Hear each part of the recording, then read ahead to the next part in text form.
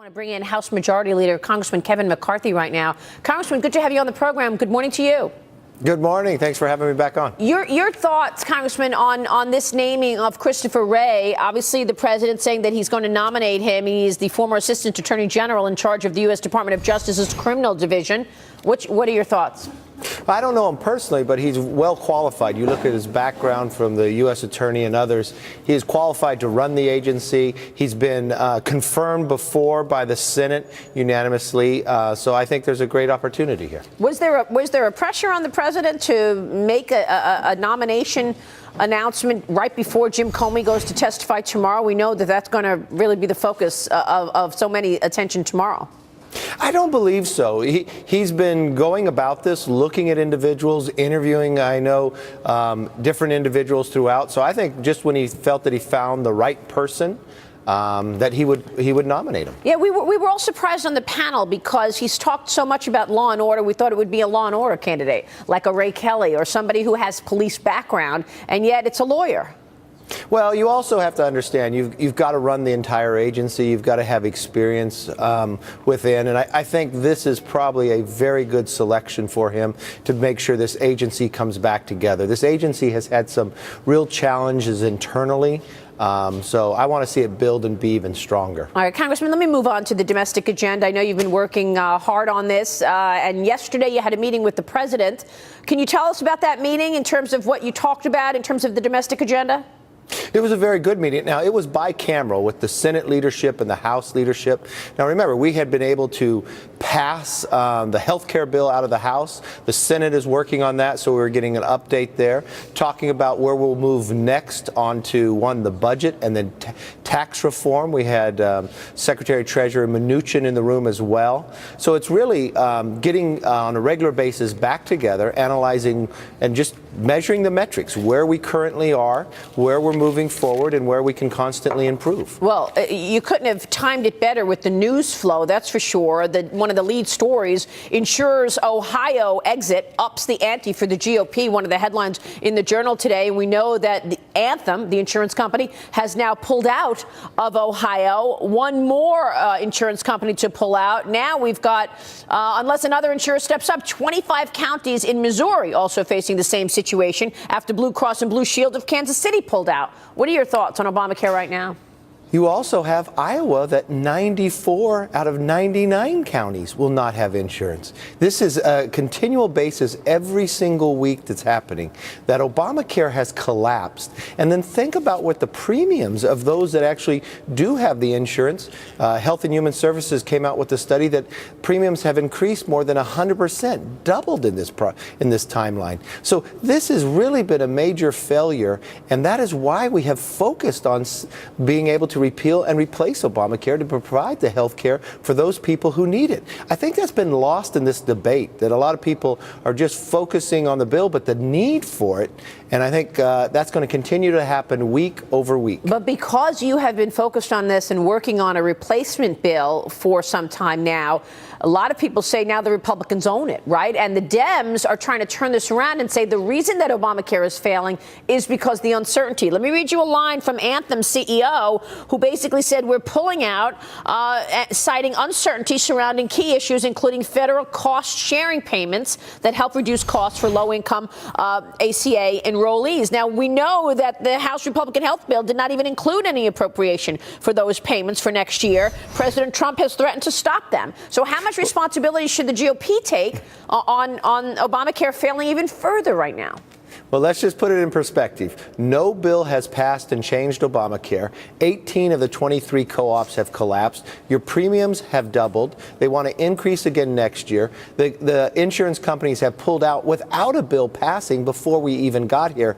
So I think that's a lot of smoke and mirrors. To me, it's almost laughable that the Democrats would even bring that forward. I think they're embarrassed of their votes for Obamacare.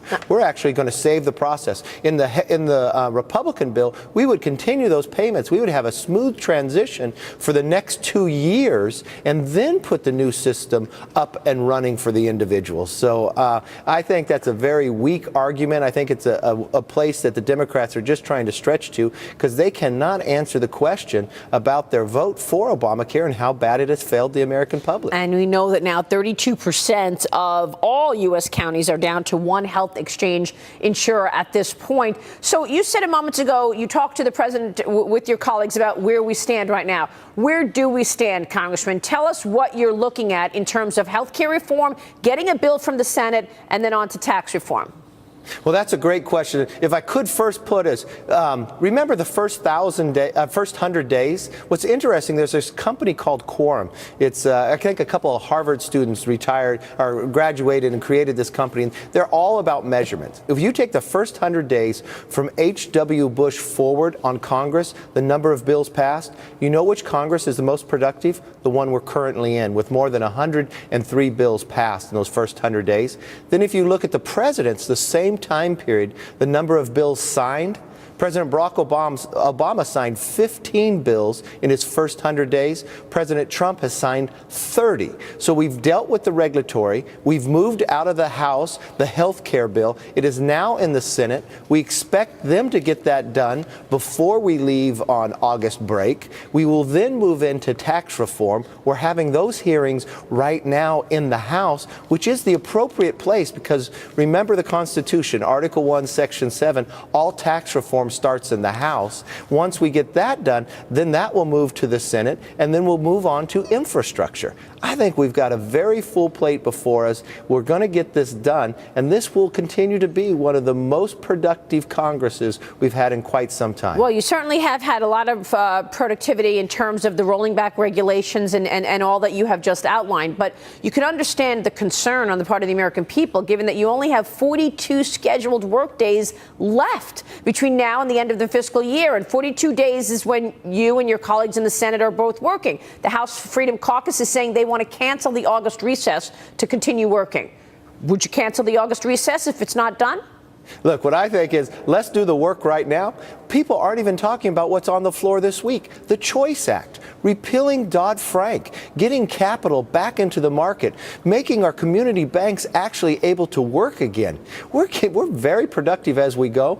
I don't want to worry about the future. I'm actually going to get everything done right now and make it happen. But do you members understand the severity of this timeline, that if you don't get something done in terms of tax reform, I feel like that's what America voted for. They want tax reform. They want jobs. They want a movement on economic growth. If you don't get that done in fiscal year 2017, you're going to lose. You could lose the House next year. Are you prepared for that? Look, I am well aware of this. The public put their trust into us, and we have to get the job done. And we will not stop working until we get this job done. So, in other words, you would cancel the August recess then if you don't get it done? I will make sure we get our job done and make sure we get everything moving forward where we focus on jobs. This election was about those individuals that have fallen back in the last 8 years. When you look at the last 8 years under the past administration and you take their highest growth year, that is still lower than the lowest growth year under Bill Clinton.